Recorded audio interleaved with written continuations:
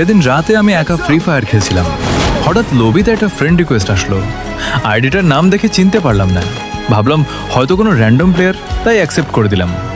ম্যাচে ঢোকার পর লোকটা মাইকে বলল, তুই আমাকে চিনিস না তাই না?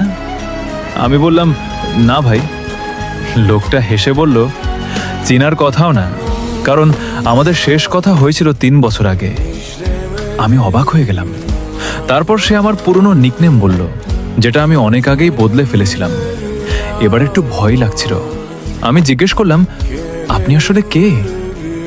লোকটা বলল, একসময় আমরা প্রতিদিন একসাথে খেলতাম, কিন্তু একদিন তুই হঠাৎ গেম ছেড়ে দিয়েছিলি, তারপর আর দেখা হয়নি।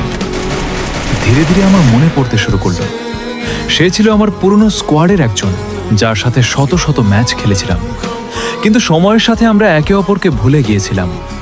ম্যাচ চলাকালীন আমরা পুরনো দিনের গল্প করতে লাগলাম। কোথায় ল্যান্ড করতাম, কিভাবে বুয়া পেতাম, আর কিভাবে রাত জেগে খেলতাম।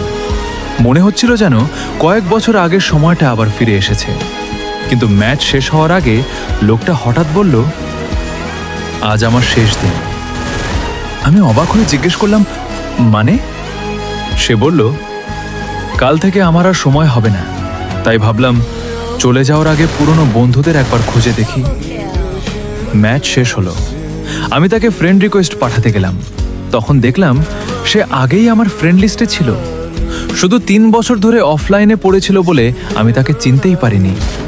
আর সেদিন বুঝেছিলাম, কখনো কখনো মানুষ হারিয়ে যায় না, আমরা শুধু তাদের খোঁজ নেওয়া বন্ধ করে দিই। পার্ট 2 আমার ইউটিউব চ্যানেলে আপলোড হবে, বায়োতে লিঙ্ক দেওয়া আছে। সাবস্ক্রাইব করে ফ্যামিলির সদস্য হয়ে যাও। ওইখানে অলরেডি একটা হিস্টোরি আপলোড দেওয়া আছে, ভালো লাগলে দেখে আসতে পারেন।